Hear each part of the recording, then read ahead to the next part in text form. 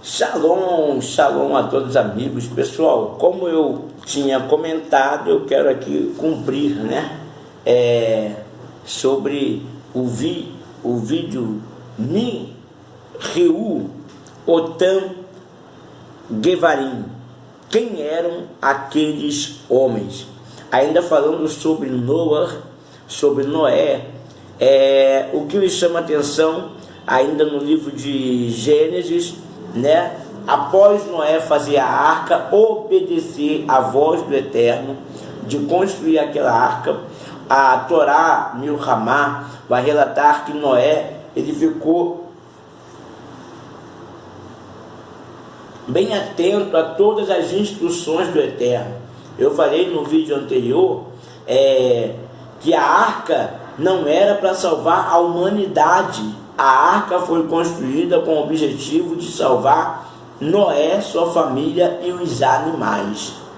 Observe que Deus manda Noé fazer compartimentos dentro da arca.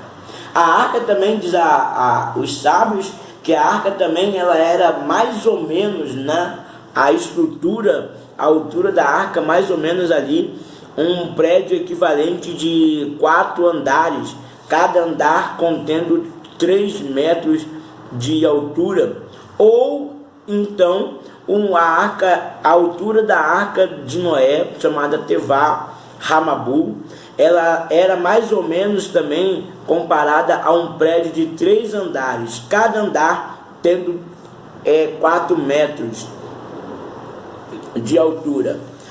Resumindo, a arca tinha 12 metros de altura. Ei, lembrando, pessoal, Noé estava construindo uma grande embarcação. Quando nós falamos de embarcação, nós também vamos pensar em desenhar como era a arca de Noé. E quando fala de desenhar a arca de Noé, todos nós vamos querer fazer aquele desenho bonitinho, um quadradinho de um barco, né?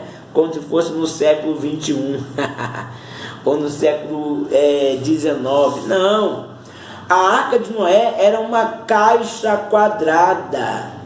Que é isso? A arca de Noé era uma caixa quadrada, porque o objetivo da arca não era de navegar pelas águas, apenas de flutuar. E por mais que a arca de Noé, olha aqui uma caixa, por mais que a arca de Noé fosse uma caixa, a mão do Eterno sustentava todo o peso que havia dentro daquela caixa. Sabe o que eu aprendo aqui? Deus dizendo, quando eu mandar você construir, quando eu te der uma ordem para construir algo, faça sem medo, construa sem medo, porque eu sustentarei esse projeto. Nihil Otan Gevarim. Quem eram aqueles homens? Noé acreditou naquilo que Deus falou com ele. E a pergunta é: você acredita naquilo que Deus tem falado contigo? Ei, Noé não teve pena de investir tempo e madeira para poder construir aquilo que Deus tinha ordenado. O problema é que às vezes nós recebemos uma ordem de Deus e ficamos meio pensativo.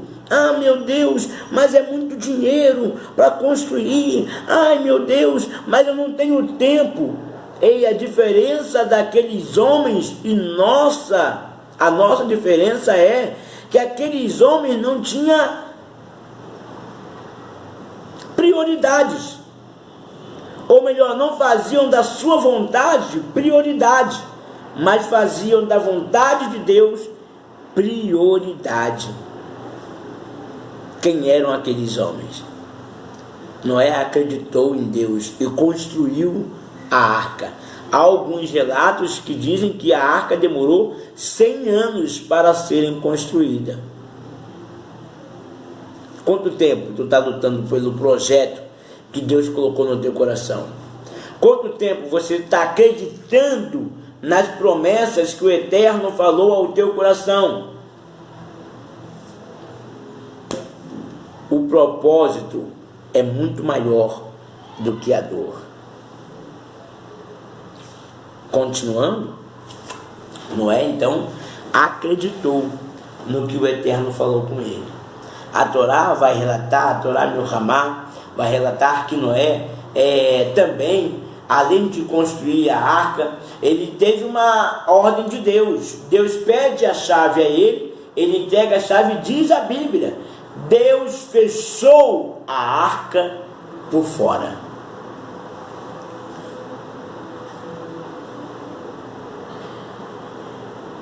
Quem eram aqueles homens? Noé entendeu que no projeto de Deus, que era aquela arca, não podia entrar qualquer um. No meio do desespero, no tempo da crise, no meio ao desespero, nós queremos colocar qualquer pessoa que nós achamos ou que nós dizemos que é qualificada para estar dentro do projeto. Noé entendeu que Deus tinha o controle do projeto nas mãos dele. E dentro daquele projeto só entraria quem Deus queria. Você tem orado pelas pessoas para que Deus coloque pessoas certas ao teu lado? Existe uma oração chamada Tehilat Hadere, que é a oração do caminho, e na oração do caminho, todo Yehudim sempre clama pela manhã, no seu shaharit, na sua mahá, brahá, na sua manhã de oração, ele sempre clama, ou manhã de bênção, ele sempre clama ao Eterno dizendo, me livra do homem mau, do mau amigo, do mau vizinho, do mau companheiro, de tudo aquilo que é mal, porque quando nós estamos do lado de pessoas más, ou de pessoa mal, nós não conseguimos ter sucesso nos nossos projetos. Examina quem é que está do seu lado, quais são os tipos de pessoas que estão do seu lado. Noé, após sair da arca, Deus dá uma estratégia a ele. E a Bíblia diz que Noé então plantou uma vinha. Quando Noé planta aquela vinha, que era uva, quando Noé plantou aquela vinha, colheu uvas daquela vinha, ele se perdeu. O que eu aprendo aqui? Que todos nós temos falhas, mas devemos aprender com os nossos erros.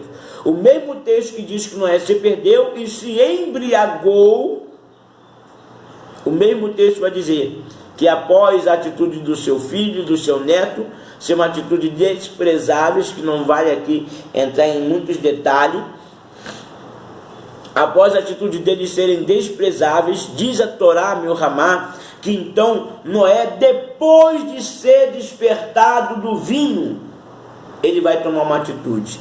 Qual a atitude de Noé? Amaldiçoou o seu neto, chamado Canaã. Quando nós olhamos isso na Bíblia, a gente pensa, mas por que ele amaldiçoou? A Bíblia diz que Noé é um homem justo. O próprio Deus deu testemunho e lembrou do nome de Noé depois de anos. Será que Noé errou? Vem comigo, que no caminho eu te explico, é muitos detalhes para 10 minutos. E olha que detalhe fantástico e sobrenatural. Dentro de Gênesis 9 existe o Apocalipse de Noé. A palavra Apocalipse em língua grega, a palavra apô significa tirado, e a palavra kaluma significa véu. Sendo que tem um detalhe, o apô do pão, que é em grego pão, apô, e a palavra apô tirado. E kaluma vem da palavra calipse, ou calipse vem da palavra kaluma, que é véu. O véu é tirado de Noé, e Deus revela a Noé a destruição e como será a vinda do Messias. Pegue essa chave e abra essa mente. Vem comigo, porque no caminho eu te explico. Palavra Vida Pardês, Ágape. Shalom, até a próxima. Shalom, Eritra hoje.